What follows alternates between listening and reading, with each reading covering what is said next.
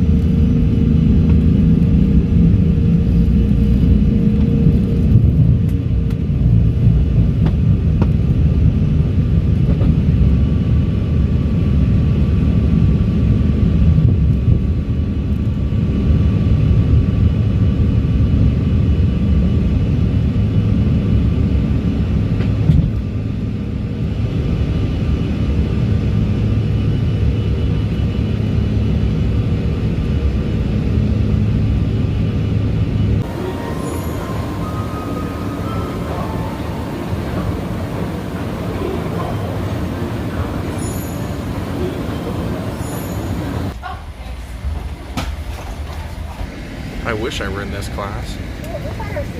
And I'm always on the wing, I feel like. I love it.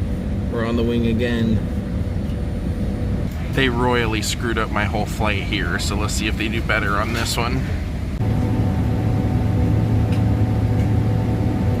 Ladies and gentlemen, just to let you know, yes, we do know the map for the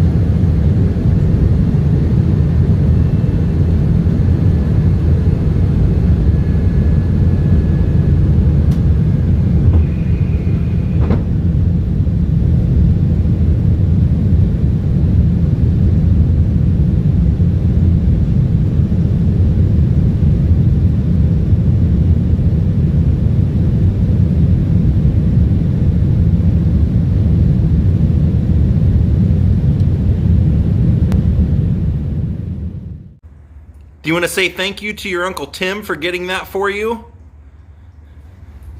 He got that for you. We smear peanut butter on there and then it sticks to the floor from the bottom so it won't slide away, and then you get to sit there and work on it. So I didn't want this to be a completely just returning home from travel vlog, so we're gonna head into Hollywood and go to Hollywood Forever Cemetery. Little silent film history.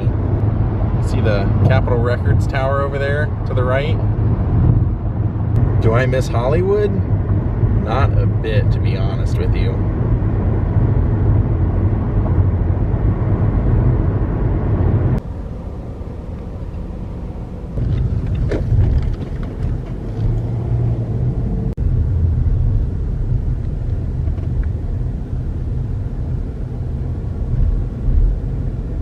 We're headed to the mausoleum.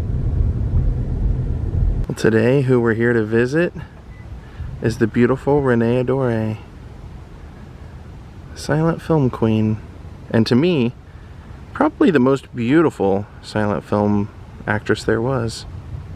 So when I do vlogs on silent movie stars or, you know, anyone in old Hollywood, I like to try and relate it to how I found out about them, especially if it's someone that a lot of people haven't heard of.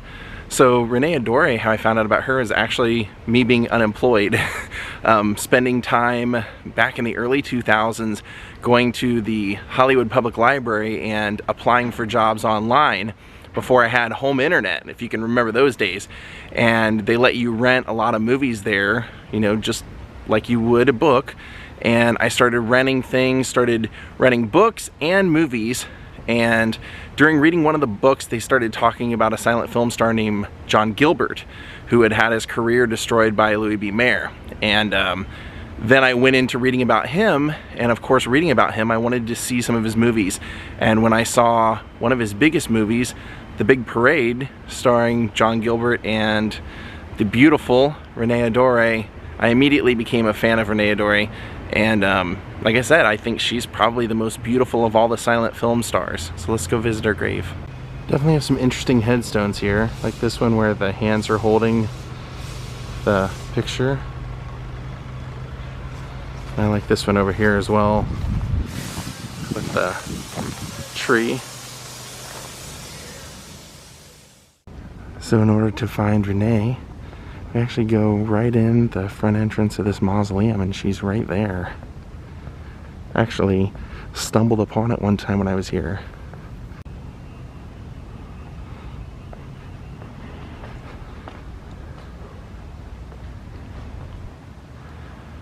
Now as soon as you walk in, she is right here.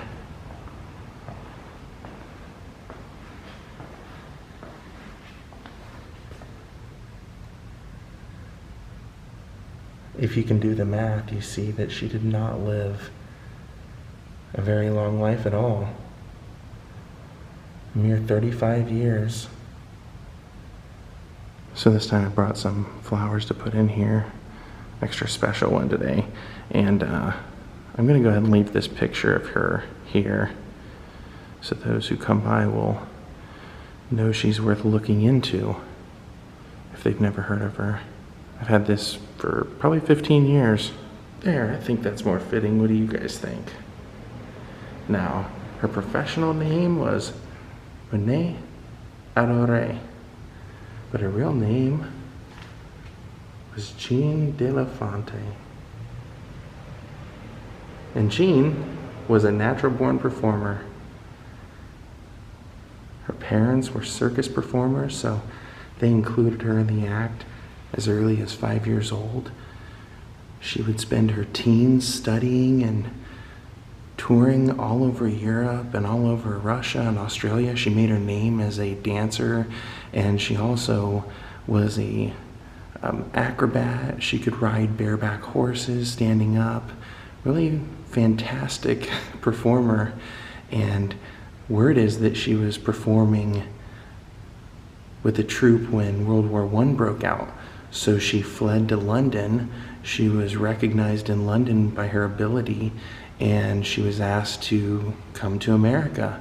So she came to New York City first, got cast in a play, and within just a couple of months, film producers had seen her and put her in her first movie. So she had arrived in America in early 1919, so she would have been right around 20 years old. And right away, she started making movies consistently for the next 10 years, from 1920 until she passed away in 1933. She would make 45 movies. Now, she would star in 4 of those with the famed Ramon Navarro, who made his name in Ben-Hur and was one of the great lovers of the silent screen. But more notably, I mentioned that I found her through The Big Parade. And that was a movie that ironically was about the war, and she ends up saving John Gilbert, kind of giving him a place of refuge. And she's just so lovable and so adorable through the movie. I think that's what really draws you to her is if you look at her face, she just had such beautiful features, and when she would smile, she just had the greatest smile. So audiences loved her. Now, I mentioned that she made movies with John Gilbert, and it wasn't just The Big Parade. She was actually in 9 films with him, including talking pictures, which was a big deal because a lot of the silent movie stars didn't make the transition from silent film to talking. She did because her voice was unique. She had a bit of a French draw to it because she was born in Lille, France, and was French. So she made the transition. However, Louis B. Mayer had a real problem with John Gilbert, and when talking pictures came, it's said widely that he sabotaged John Gilbert's career by having the audio technician take all of the bass off of his voice and only use treble and mid-range to make him appear to have a weak voice. Now, Renee would end up doing 9 movies in total with John Gilbert, starting all the way back into 1922, but she would also make a couple of the speaking pictures with John Gilbert. So if you go on YouTube, you can find clips of John and Renee speaking and talking pictures, which is kind of interesting to see. Now, she had a pretty great career, but unfortunately what happened was in 1930, they found out she had tuberculosis. And one thing I did fail to mention is that, you know, she was known primarily for The Big Parade, playing Millicent, but she also was in La Boheme, and she was in The Count of Monte Cristo with John Gilbert. And one of the movies that she made got a little bit of controversy because they had filmed her swimming naked. But in 1930 to 31, she found out that she had tuberculosis and was getting weak and weak and weaker every time that she would film. So the doctors tried to get her to stop filming, and she didn't want to. She wanted to finish the current picture that she was working on with Ramon Navarro, and she ended up doing that. And then they rushed her to a sanitarium in Prescott, Arizona, where she literally, they said, laid on her back for 2 years, recuperating, trying to regain her strength.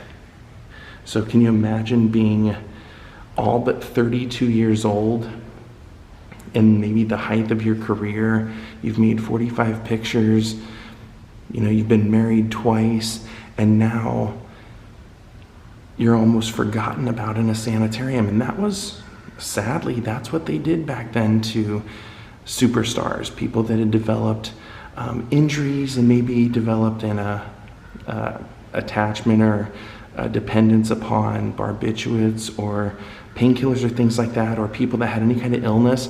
Instead of it becoming a widely talked about thing, they just sent them off to a sanitarium to quote unquote get cured. And a lot of times people, famous names like Wallace Reed and people like that, died in those sanitariums. So Renee actually was there for 2 years, and at that point, 1933, they thought, or late 1932, they thought that she was getting better and that maybe she could return to work. So I believe it was in February or March of 1933 that she came back to Hollywood and started working again. And apparently she was getting weaker and weaker and ended up passing away at the age of just 35 years old. Basically from March when she returned till October, she just kept getting weaker and weaker. Sadly, she's not buried next to anyone that she knows, no husbands. She didn't have any kids, and what's remembered from her movies.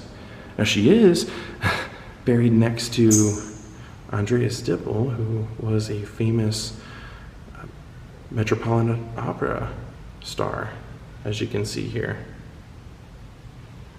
The Philadelphia and Chicago Opera Company.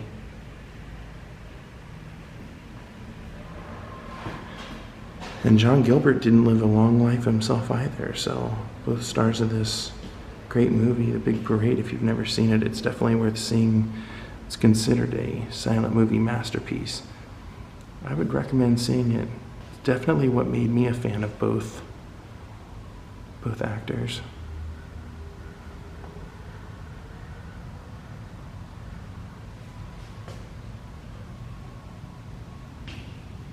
Renee Adoree's film, The Big Parade, is considered to be one of the most successfully financial silent films of all time. It earned $18 million at its time in 1925. And like I said, it's a great way to see a very beautiful Renee Adoree playing Millicent. So it's interesting to know that the movie that Renee Adoree made the controversy in, where she swam nude, it was a Howard Hughes movie called The Mating Call. Well, it's time to head out of here.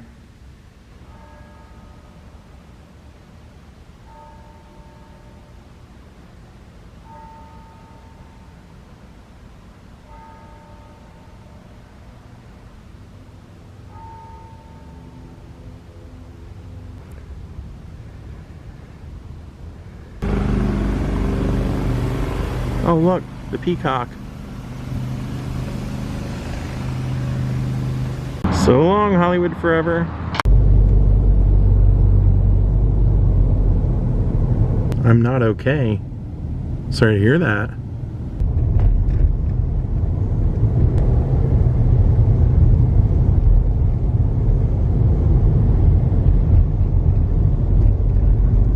There's Trejo's Donuts. Oh, dude. That used to be Aaron's Records. When I moved here, that's where I bought all my records, all my music. It's just so weird to, even though it's been years, to come by here and see it's not a record store. That was the place when I moved here in 2000. Aaron's Records, man.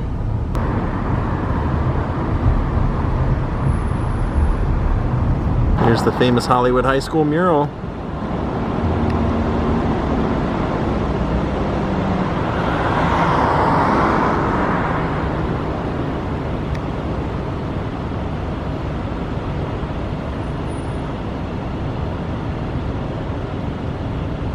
There's the Hollywood Museum, all closed. And straight ahead is the church from Sister Act and Back to the Future, with the red AIDS ribbon up there.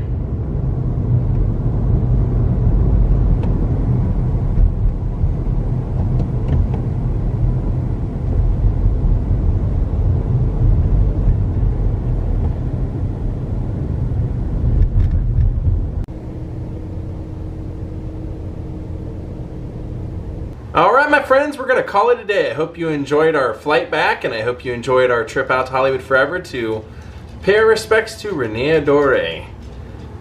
Thank you everyone for watching. Thank you Deborah Jane, John Gamble, Larry Salisbury, Kelly Berezin, Maura Ryan, Autumn Robinson, Diane A. Adams, Michael and Stacy McBee, Mandy Childress, Adam Hamilton, Emerson Hamilton, and Hal Lawrence for becoming my newest Patreons. Thank you all for watching. We'll see you next time. Have a great night, and goodbye.